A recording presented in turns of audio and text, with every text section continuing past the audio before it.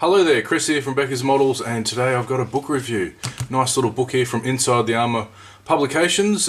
Grab yourself a nice cup of coffee and let's have a look at it.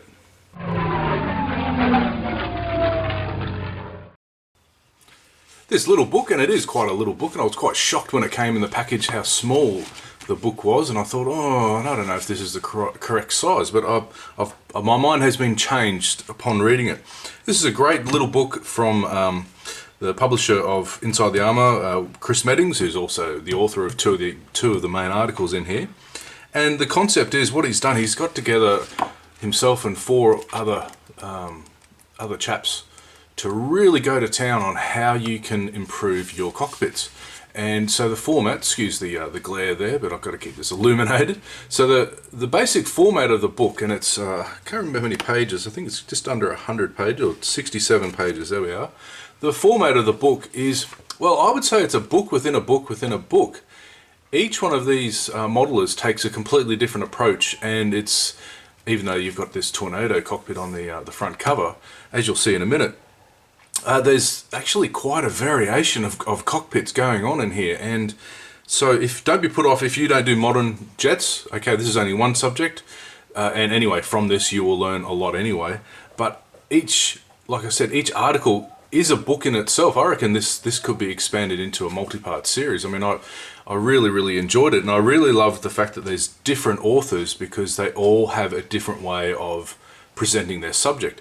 I mean, to start with, the photos are top notch. Let's have a quick look through while I'm talking. So, and also you can probably hear my dog off screen panting. She's been running around this morning. So to start with, the formatting and the photos are all A1 top class. You will not, you can't get better photos, better formatting. I mean, it's super clear. For the ones that are step by step, super clear. But what I'm trying to say with the different authors, they have a different approach. Some are more verbose than others. Look up verbose, I love that word. I'll go to the back first, because why not? Because why do it, straightforward. But you can see how the back, done by my good friend Will Patterson there, and he's almost scratch built an entire P40 1/32 scale cockpit. If you haven't seen his build, check out Air Modeler. I'll see if I can put a link or a photo up here of his superlative P40 build. It's one I'm going to emulate when I start my P40B soon. So his approach, just to deviate here, is quite verbose. Lots of text, lots of explanation of the process, lots of explanation of why I'm doing this, not just the how. And that's really good, because sometimes some of us like to know the exact whys and wherefores before we get started. Mike Rinaldi is renowned for this with his tank art books. Whereas, so we've got some 3D printing here. We've got Will's a fantastic CAD designer, and he does workshops on that. If you go to his channel, I'll leave the descriptions and link below, as always, to show you how he actually designs all of these things to be 3D printed. So his approach is very, okay, why I need to do this, explaining how each process works.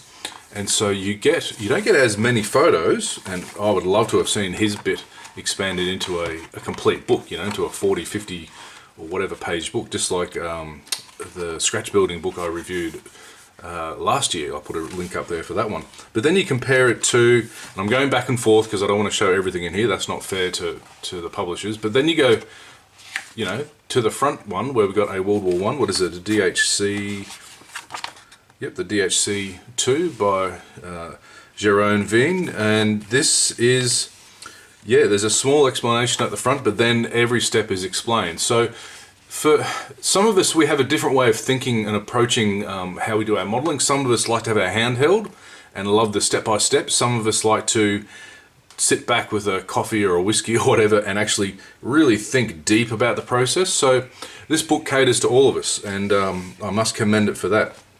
So let's go to the front. Let's have a look at what's going on here. And I mean, I must admit, as you know, on broken record, I love my in-flight aircraft, and so the cockpit is not that much of a focus for me. But as I get up in the scales to 1/32 scale, I really have to start focusing more on the detail, because you can see quite a bit of detail at 1/32. Lower scales, not so much. But then again, I'll show you in a minute how Chris Meddings is able to blow that out of the water. So this is just fantastically photographed, extremely well captioned. And you can't go wrong with this first section, and the quality of of what he's explaining and what techniques to use is just fantastic. Let's move on to Tom Annies. If you've not heard of Tom before, he's got his own little business, Annies, I'll leave a description of course, where he makes, can you see these knobs and dials and decals? Okay, he makes all these, and I do have some for my 132 A6 intruder and also for my 148 CH53E to redo the cockpits. So in this section he goes over a modern cockpit, a Tornado IDS, okay, and he explains how to use his products and other ones, so he's using an Aries resin set to modify the detail. So now we've got a different approach. We've got a way of, you know, really getting to the engineering of how to go from a World War I to a modern jet. And so that's great. So you're getting a lot of subjects covered in this book. For just a small book, it is quite dense. And as I said at the start, I would have loved to have seen this expanded into a series, and I can really see how this format has a lot of potential. So we go into the painting, we go into, look at this. Okay, so these are these 3D printed knobs and switches which you can then prime and use. Matt McDougall did something like this with his A6E intruder, another build that I'm emulating for my A, and with the decals. Okay, the decals go around, or decals, or transfers, whatever the hell you want to call them, fellas. Okay, and they actually go around the knobs. See that? So that adds another level of detail. The key to detail, to enhancing your models, is layers. Okay, the more layers, the more your eye it gets swamped by. Oh, okay, there's more colors, there's color variation going on, there's detail within detail, and that's what makes your eye think, oh, this could be real. Whereas if you just paint a cockpit one color, the knobs and switches are all in one color, and there's no writing, there's no placards, there's no details. Your eye just switches off. So this is a great section. Here's some fantastic, okay, reveal shots, and that's obviously the one on the front cover.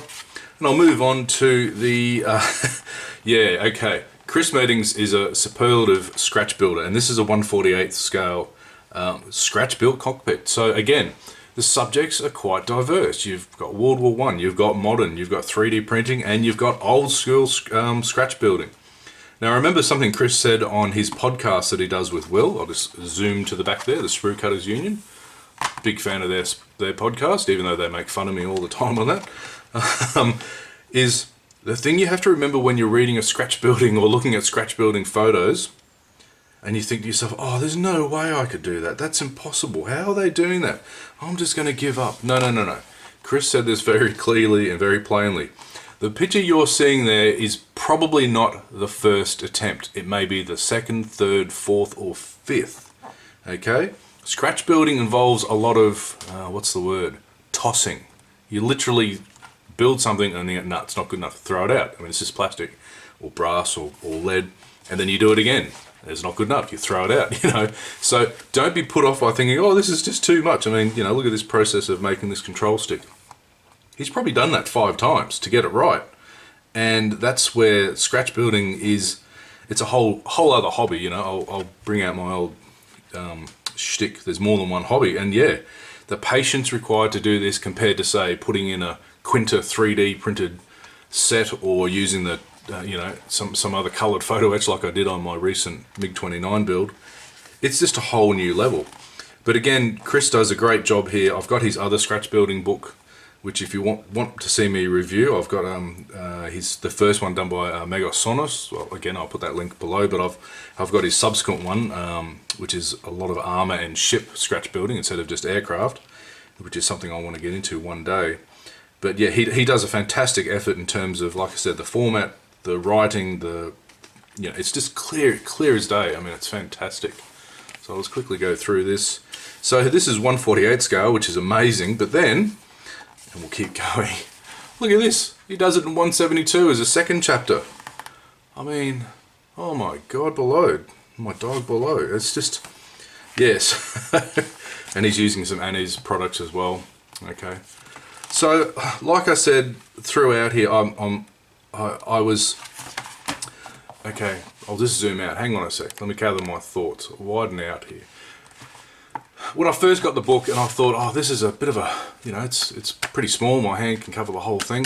And I thought, oh, that's not really what I want. I mean, the price is really good. I can't remember how much I got it. A friend of mine, Bill, we bought a couple of these together because it's published in the UK, and you know, shipping is easier if you buy 3 or 4 of these at once. So we bought a couple, but I must admit, having it on your workbench there, you know, next to all your tools and all your stuff, and instead of having this massive tome, you know, those FAQ books you get from AK Interactive and so forth. I mean, it's the right size, and it's so clear, and the photographs are so brilliantly done, and the font size is correct. I mean, I know these are minor points, but let's zoom in. I'll just show you. Okay, yeah, he's on a winner here. This is a really good size, and I guess it keeps the printing costs down as well. Yeah, I can't really fault the kit. I found one spelling error in the entire kit, so you know, that's about all I can fault it. So yeah, it's a near perfect cockpit book. Go and get one. It's highly recommended. Cheers.